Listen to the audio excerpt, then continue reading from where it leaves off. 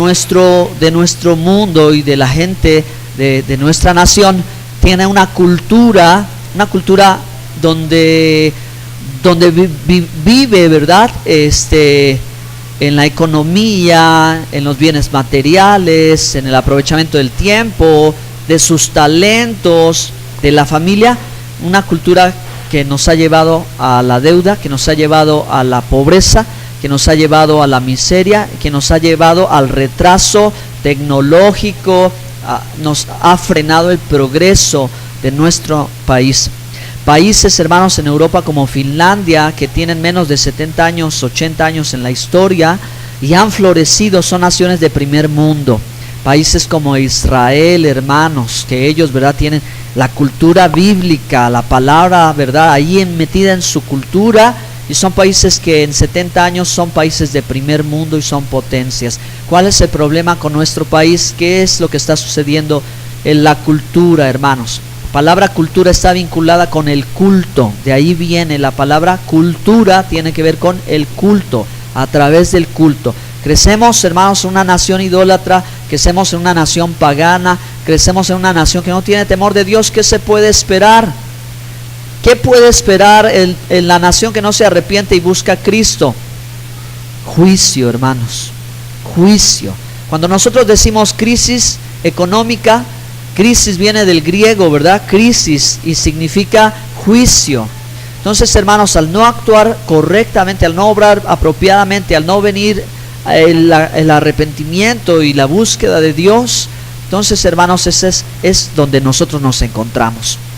Desafortunadamente se hace más palpable hoy con las situaciones políticas, etcétera, etcétera. Pero, hermanos, Dios sigue teniendo el control de todas las cosas, y el que le cree a Él, entonces, hermano, verá lo imposible. Sucederán cosas maravillosas, verá milagros. Sucederá que el que honra a Dios, Dios lo honrará a Él. Sucederá, hermanos, que el que busca el reino de Dios y su justicia, estas cosas os serán añadidas, tendrá añadidura. No caminamos conforme al plan económico, caminamos en esa. El cristiano, hermano, tiene una forma de vivir, un estilo de vida diferente. Amén. Entonces, ahora, hermanos, que ha llegado un momento muy adecuado para recordar y para revisar, hermanos, nuestra situación actual financiera, nuestra situación moral, porque también de pronto caemos en la pobreza moral. Moralmente estamos por los suelos. Hablo de forma general, ¿verdad?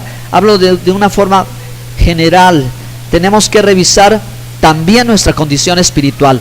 La Biblia, en la tercera carta de Juan, en el verso 2, la Escritura dice: amado, yo deseo que seas prosperado en todas las cosas y tengas salud, así como prospera tu alma. Entonces, Dios tiene un plan para nuestra prosperidad. Dios quiere transformar nuestra situación económica. Dios quiere, hermanos, que nosotros comprendamos los propósitos de Dios. ¿Por qué Dios nos quiere bendecir? ¿Por qué Dios nos quiere prosperar?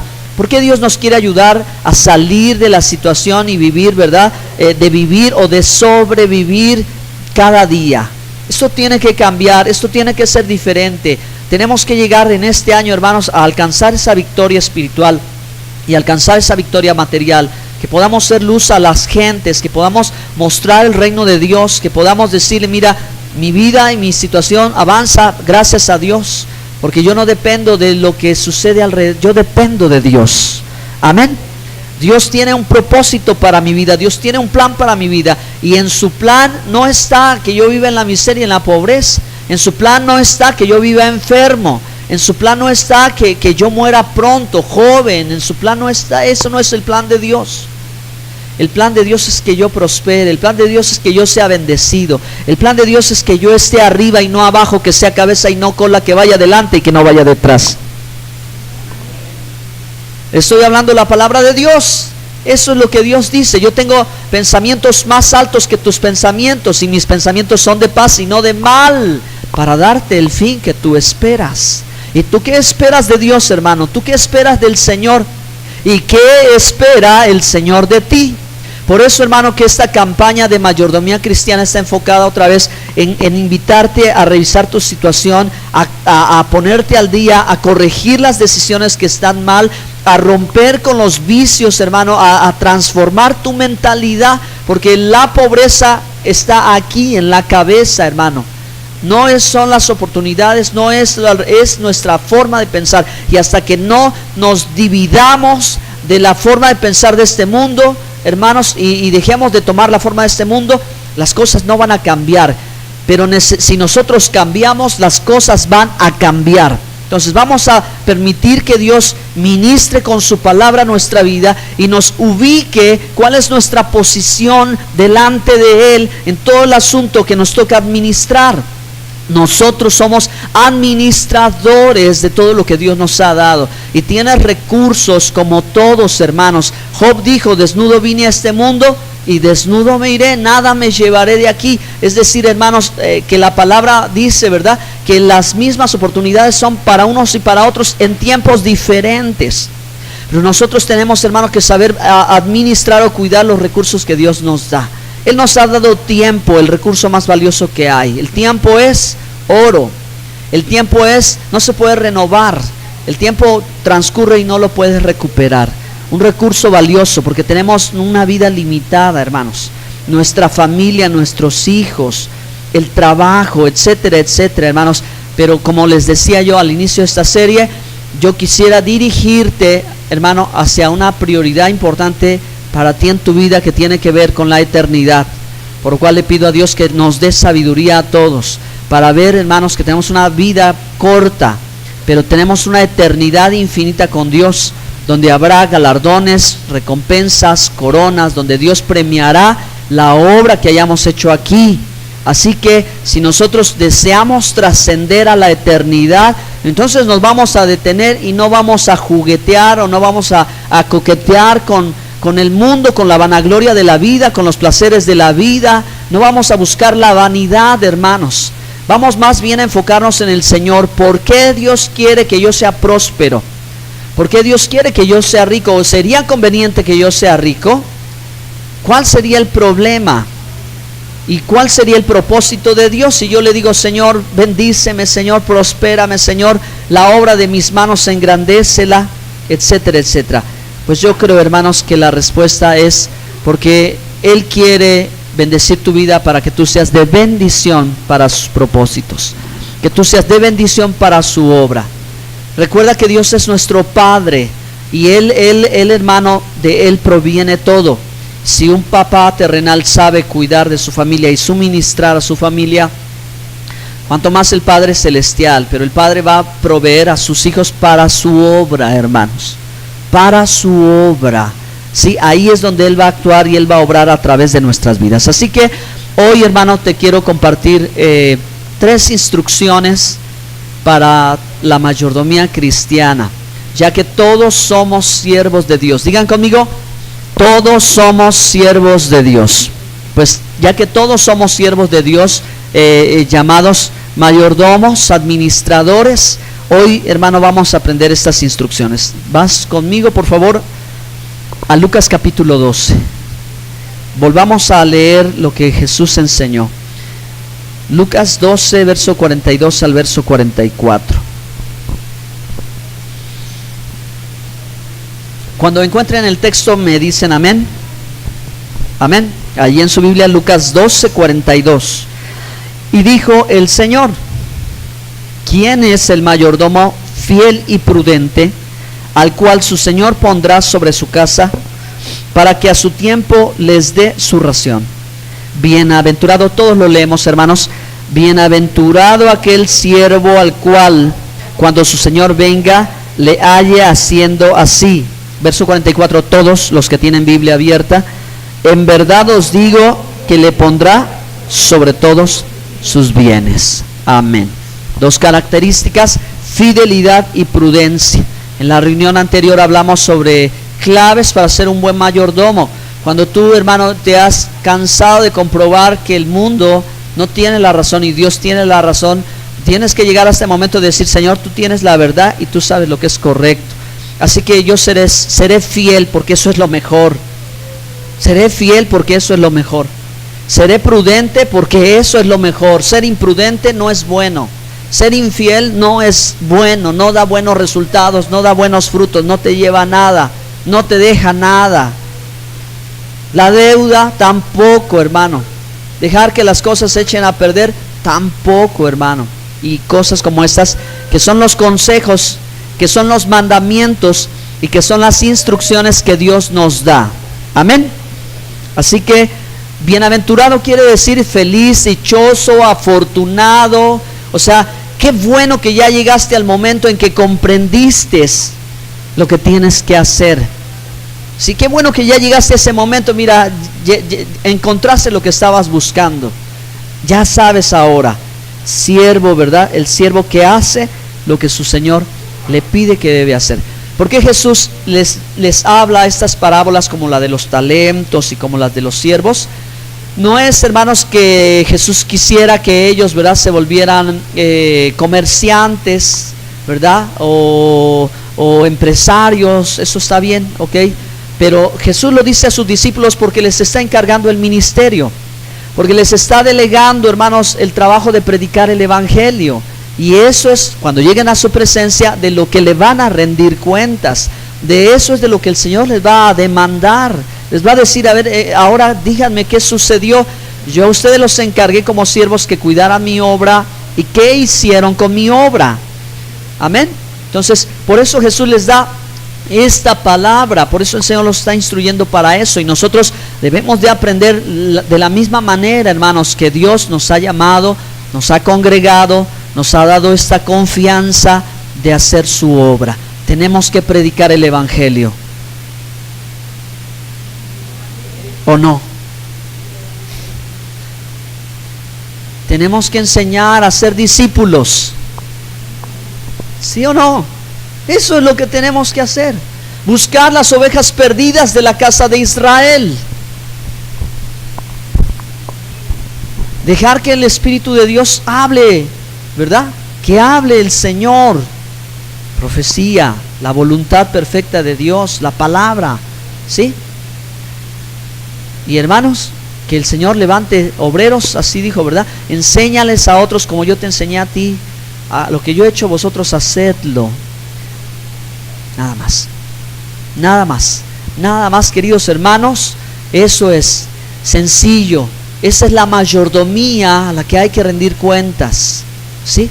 Yo creo, hermanos, que vivimos envueltos en el mundo cristiano hoy de entretenimiento ahora también.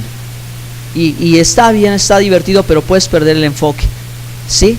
Puedes perder el enfoque. Yo tomé un rato ayer, prendí el televisor y vi la luciérnaga en enlace, en la programación. Qué divertido está, y charlar y hablar y los juegos y te entretiene. Y luego oyes música que te entretiene, y música cristiana que te entretiene, divertida, etcétera, etcétera, etcétera. Y ya puedes ver películas cristianas que, si no tienen un objetivo, también pueden ser entretenimiento. Y hay muchos mensajes y predicaciones que salen del púlpito que son entretenimiento, ¿sí? Que te pueden distraer del propósito de Dios. Pero no debes de distraerte del propósito de Dios. Dile a tu hermano que está junto a usted, no te distraigas del propósito de Dios. Amén. Perfecto. Entonces, ahora sí, vámonos a Lucas 14:28, por favor. Lucas 14:28. Los que tengan Biblia en su mano me van a ayudar leyendo el versículo en voz alta. ¿Listos? Dice Lucas 14:28.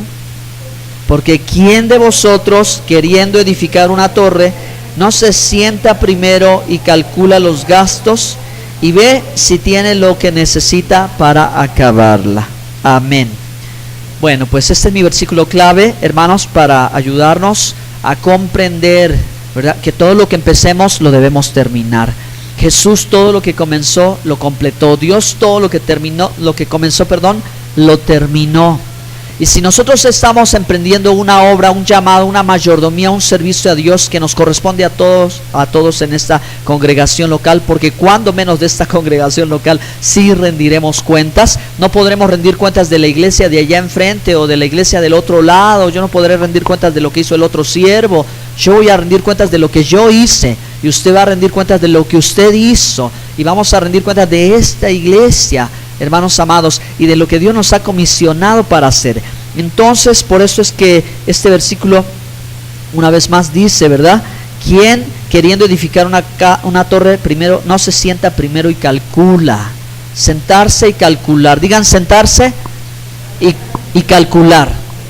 Es decir, hermanos, hay que detenernos a pensar, ¿sí? Hay que hacer cuenta lo que va a significar en la obra de Dios y el trabajo del Señor, cuando debería de ser algo con puertas abiertas y mucha accesibilidad, porque es algo bueno, resulta muy complicado y resulta difícil. Y finalmente, como Jesús dijo, muchos terminan apedreados, aserreados, muertos, sacrificados, martirizados, menospreciados, abandonados. Hermano, escuche esto, el mundo está de cabeza. Como lo hemos estado reflexionando mi esposo y yo, el mundo está de cabeza, pero lo que nos asusta es que la iglesia esté de cabeza. Eso sí nos asusta, hermano, nos pone a pensar y decir, no lo puedo creer, no puede ser posible. El que hace mal es premiado y el que hace bien es abandonado, es olvidado. La iglesia que está de cabeza, hermano, esto es terrible. La familia está de cabeza y el bueno es malo y el malo es bueno. ¿Qué está pasando? ¿Qué está sucediendo? Pero al hacer la obra de Dios tienes que saber, hermano, que a veces cuesta trabajo, es difícil, es realmente un trabajo, es una tarea comprometida con el Señor. Y aunque el Señor está de nuestro lado y tenemos la unción y los dones y muchas cosas, vamos a enfrentar dificultades. Vamos a enfrentar dificultades, hermanos. Amén. ¿Cuántos de ustedes ya lo han vivido? Yo sé que sí, muchos han vivido por la causa del Evangelio, por la causa de Cristo, han derramado lágrimas, han llorado, han sufrido, han padecido, queriendo hacer el bien, hermano, queriendo hacer lo bueno, hacer lo correcto, cuesta trabajo. Amén. Entonces, bueno, ahora sí vamos a estos 3 sencillos puntos, porque quiero animarlos, no quiero desalentarlos, quiero animarlos. Dios ha puesto algo en nuestras manos, nosotros tenemos el potencial, hermano, de hacer de eso una maravilla, de hacer de eso una riqueza, de hacer que se multiplique en nuestras manos. Sencillo, hermanos, la parábola el suceso de los 5 panes y los 2 peces, cuando el Señor alimentó a 5,000, y se dice, ¿verdad?, que eran los varones, sin contar a las mujeres y los niños. Haga cuentas, hermanos, si las familias judías son, ¿verdad?, de 2, de 3 hijos, son familias grandes. ¿Cuánta gente había el día que el Señor multiplicó los panes y los peces? Una cantidad enorme de gente, y el Señor les dio alimento a todos, y dice que sobraron 12 cestas, ¿sí? 12 cestas, y el Señor dijo, recójanlo todo, que nada se pierda. Ahí están los secretos, hermanos, ahí están los secretos de lo que va a suceder. Pero yo estaba en esto. El pan y los peces se multiplicaron en las manos de los discípulos, no en las manos de Jesús. Cuando Jesús oró y bendijo los alimentos, le dijo, denle ustedes. Ellos tomaron y empezaron a repartir. Cuando ellos hicieron eso, en sus manos se multiplicó el pan y los peces. Los milagros sucedieron en las manos de los discípulos. Así que, hermano, usted también puede confiar y esperar y creer, hermano, que Dios puede hacer milagros con lo que tenga en sus manos. ¿Ok? No necesariamente tendrá que ser una gran cantidad, solo necesitas sabiduría para ganar. ¿Qué necesitas? Sabiduría para ganar. Una idea, hermano, ha sido un enorme negocio. Hace pocos años un muchacho en la escuela dicen, ¿verdad?, que quería bullear a sus compañeros, quería como jugarle bromas pesadas, quería hacer cositas así, de investigar, indagar, obtener información, y se le ocurrió crear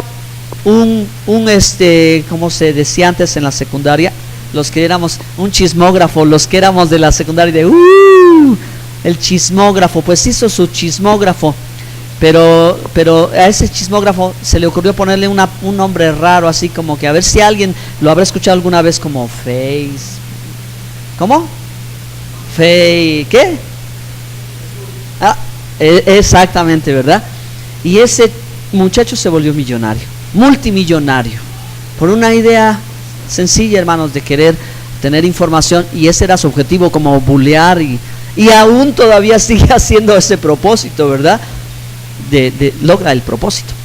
Pero miren, una idea así, ya mejor dejó la escuela y se dedicó a su empresa. Y asunto arreglado.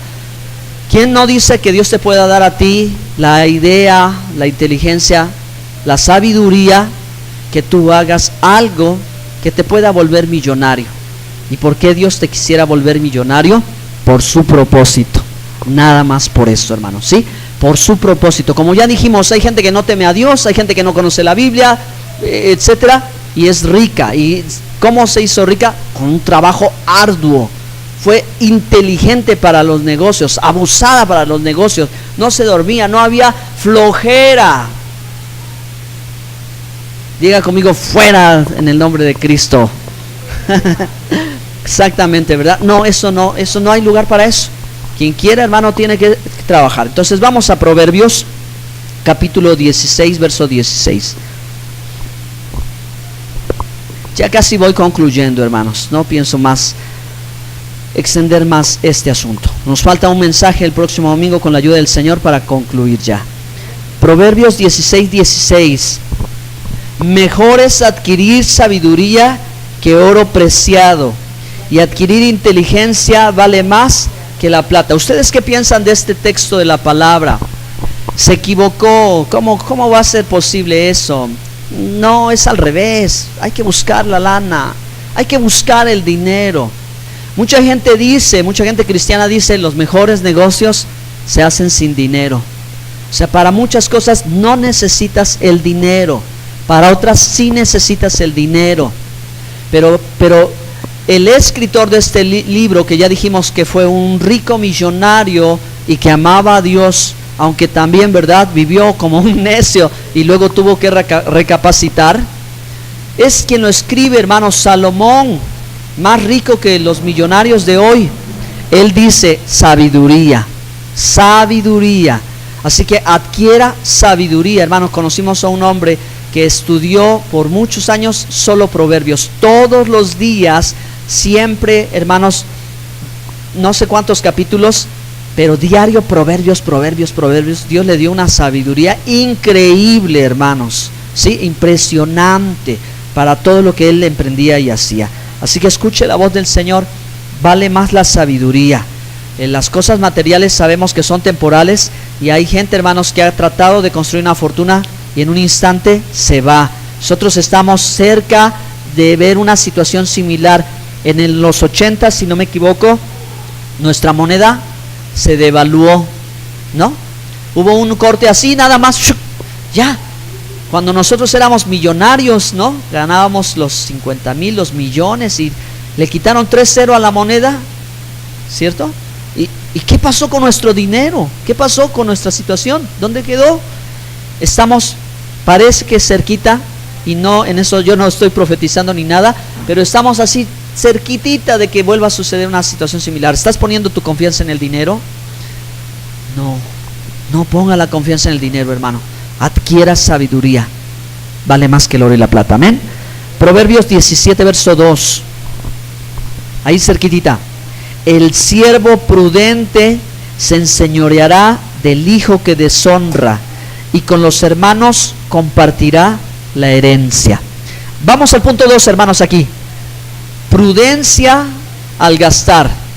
Vamos a empezar primero por la palabra prudencia, ¿verdad?, que significa como estar advertido, estar avisado, ser cuidadoso, no ser descuidado, no ser malgastado. Si tú quieres conocer en qué dirección va tus finanzas, revisa tus recibos y piensa dónde inviertes más o dónde gastas más. Amén. Hay que cambiar la mentalidad, hermanos, y vale la pena volver a repetirlo.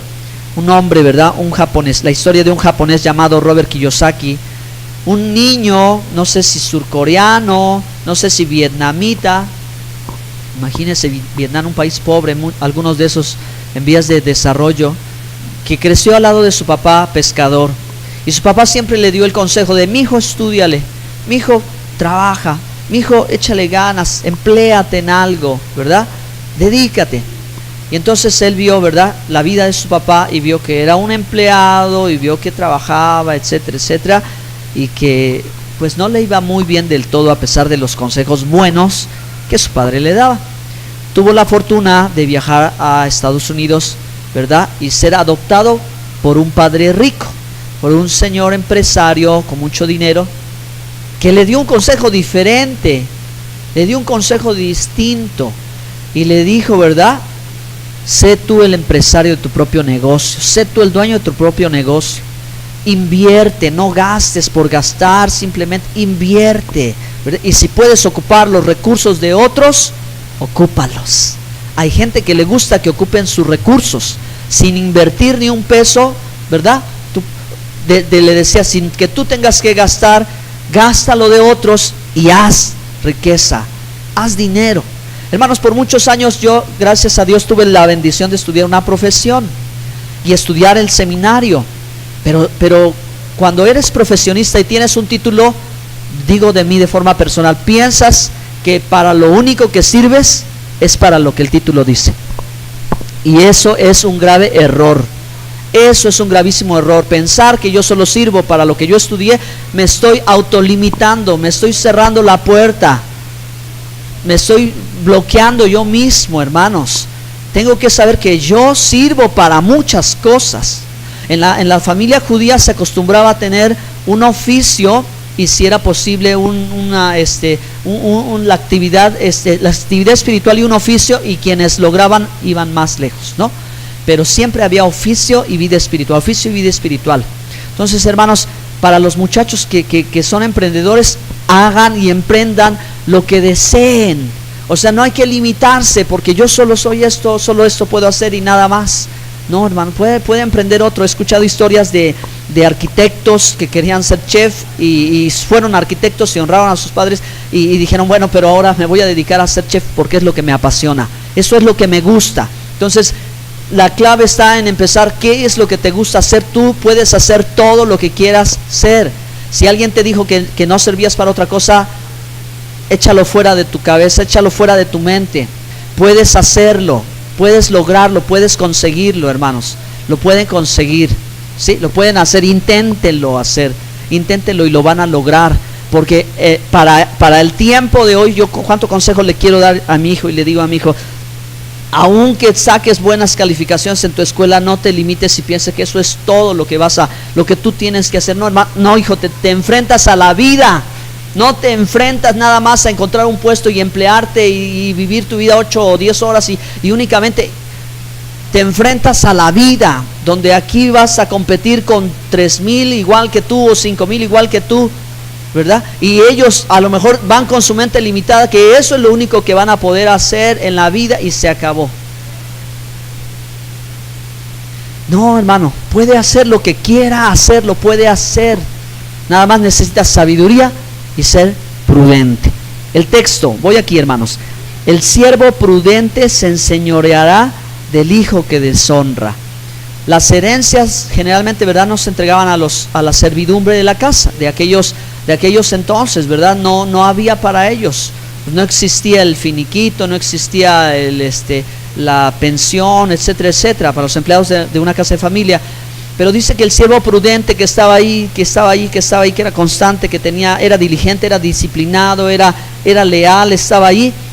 A diferencia del hijo, ay, dame mi herencia, yo me voy a ir de parranda, yo tengo acá, y préstame las llaves del carro, y etcétera, etcétera. Y vivía de esa manera, dice, ¿verdad? Poniendo ejemplo, se enseñoreará. El siervo que estaba ahí como servidor se enseñoreará del hijo. ¿Por qué? Porque el hijo no sabe valorar la herencia. Hay momentos en que el padre debe saber cómo entregar herencias, y herencias, pero preparar para la herencia, para que no sea malgastado. Y luego dice, con los hermanos compartirá. Prudencia, hermanos, prudencia al gastar. Vivimos en una sociedad de consumo, vivimos en una sociedad que compra lo que no necesita, consume tanta mercadotecnia en la televisión, tanto comercial, tanta cosa, que adquirimos cosas que realmente no necesitamos. Si usted, hermano, decidiera sacar todas esas cosas, vería, hermanos, o haga cuentas y diga, yo gasté en esto y no lo ocupé, gasté en esto y no lo ocupé, gasté en esto y no lo ocupé. Y si son zapatillas, ¿qué es lo que sucede, hermanos? ¿No? Tenemos que pensar en lo necesito ahora ¿Es urgente? ¿Es realmente importante? ¿Lo voy a ocupar? ¿Sí? ¿Lo necesitaré mañana? O lo compra, lo adquiere, lo archiva, lo guarda y a ver si algún día lo llego a emplear. Prudencia al gastar. Tercer punto y concluyo. Diligencia al trabajar. Proverbios 10:4.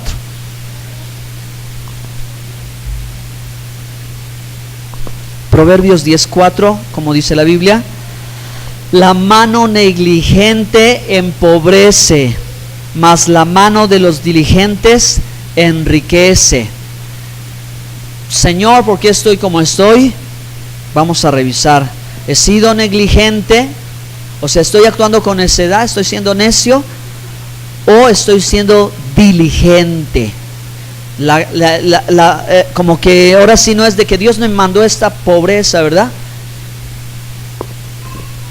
Mi hija, cuando fuimos, ¿verdad?, a comer unas picaditas en el mercado, leyó un letrerito que un señor siempre pone, un pensamiento de Bill Gates, y yo descubrí algo de mi hija Lois.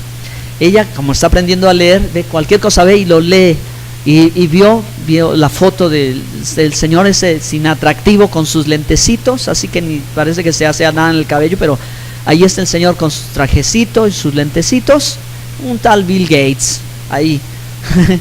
¿Quién sabe quién lo conoce, verdad? El futuro presidente de Estados Unidos, ¿cómo la ven, no? Después de este otro millonario, ¿no?